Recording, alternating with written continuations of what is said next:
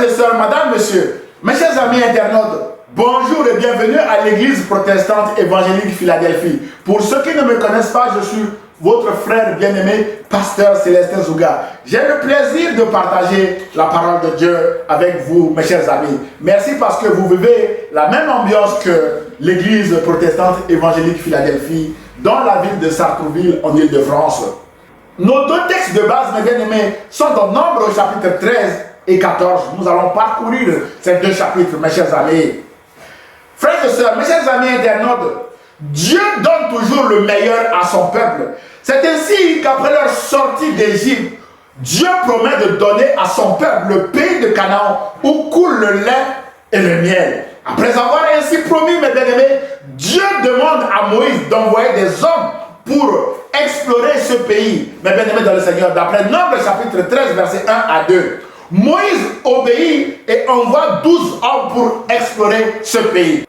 Au bout de 40 jours d'exploration, ces hommes sont revenus de leur mission et doivent présenter leur rapport à Moïse et au peuple de Dieu. Frères et sœurs, mes chers amis internautes, voir et rapporter fidèlement, sans y ajouter nos émotions, nos craintes, n'est pas un exercice facile. Les 12 explorateurs que Moïse a envoyés ont vu et exploré le même pays, mais sont départagés dans leur rapport. C'est ainsi que Moïse et tout le peuple vont écouter deux rapports totalement différents. En effet, le groupe des explorateurs est divisé en deux aussi.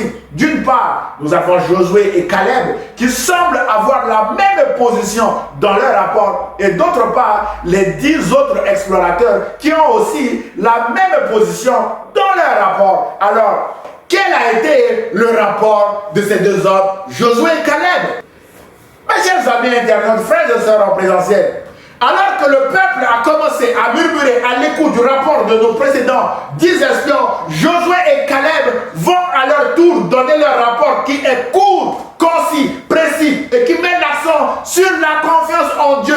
Quand on a confiance en Dieu, mes chers amis internautes, on donne un discours très court. On ne cherche pas à tout comprendre, mes bien-aimés dans le Seigneur. Voilà pourquoi leur rapport est très court et ce point également est très court. La Bible déclare en Nombre chapitre 13, verset 30 que Caleb fit taire le peuple qui murmurait contre Moïse. Il dit, montons, emparons-nous du pays, nous y serons vainqueurs. Ou encore, allons-y, faisons la conquête de ce pays, car nous en sommes vraiment capables, d'après la version Semeur. Mon frère, ma soeur, mes chers amis internautes, Dieu nous donne toujours ce que nous sommes capables de faire si nous lui faisons confiance. Si nous lui faisons confiance, comme Josué et Caleb. C'est ce que Josué et Caleb ont fait en déclarant dans leur rapport, en Nombre chapitre 14, versets 7 à 9, mes bien-aimés, que le pays que nous avons parcouru pour l'explorer est un pays très bon, excellent.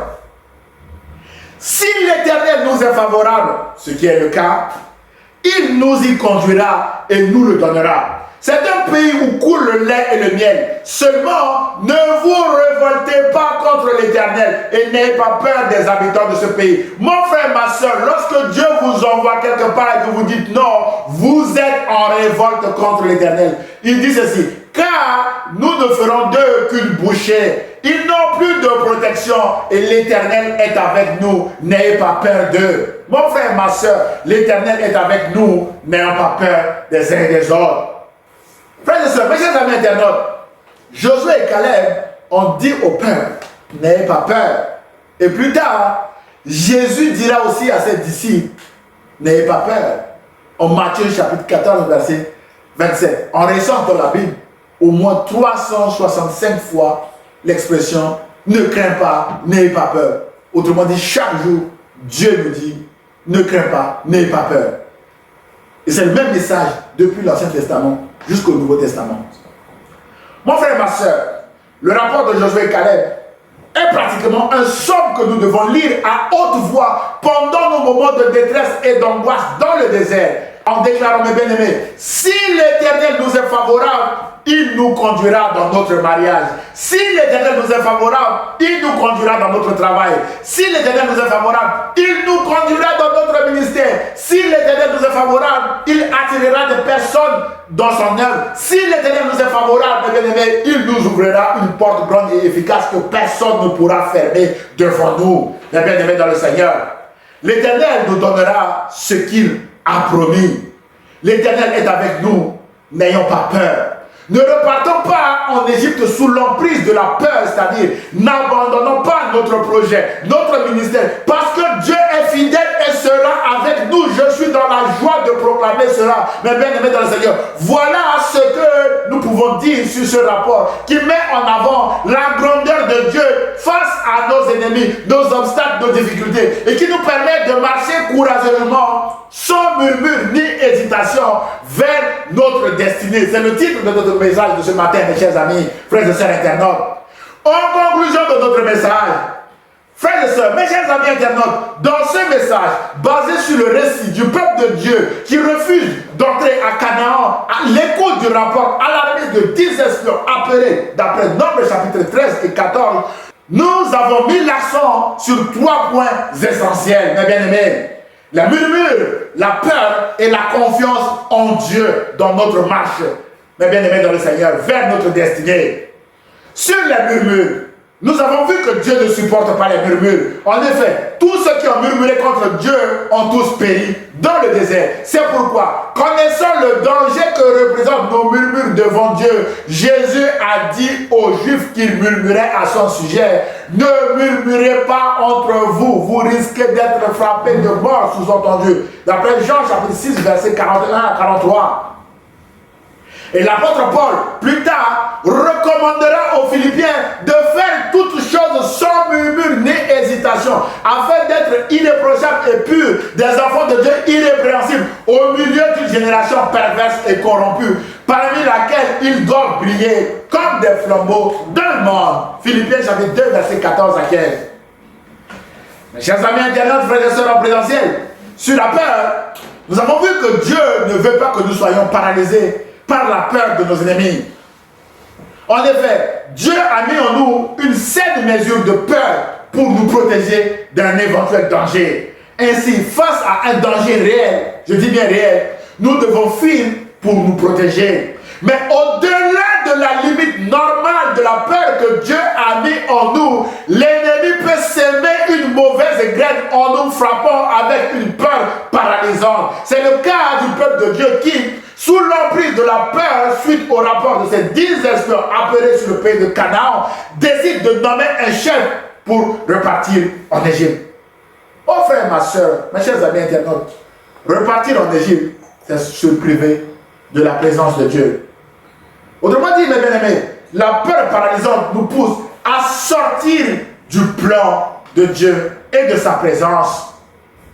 Enfin, sur la confiance en Dieu, j'ose espérer que le modèle de rapport de Josué et Caleb, très court, précis, basé sur la confiance dans la promesse de Dieu, nous aidera à braver nos peurs paralysantes et à continuer de marcher avec Jésus vers notre destinée sans aucune crainte parce que Jésus est fidèle.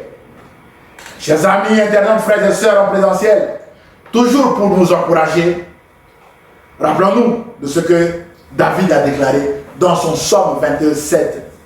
David dit ceci: l'Éternel est ma lumière et mon salut. De qui aurais-je crainte?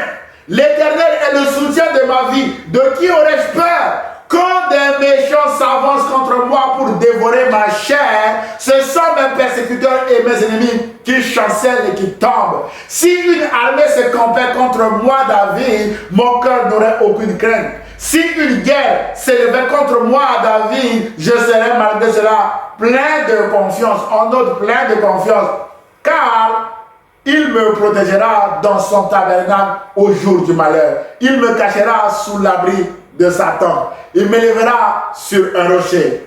Mon frère, ma soeur internaute, frères et sœurs en présentiel, l'Éternel nous protégera dans son tabernacle le jour du malheur.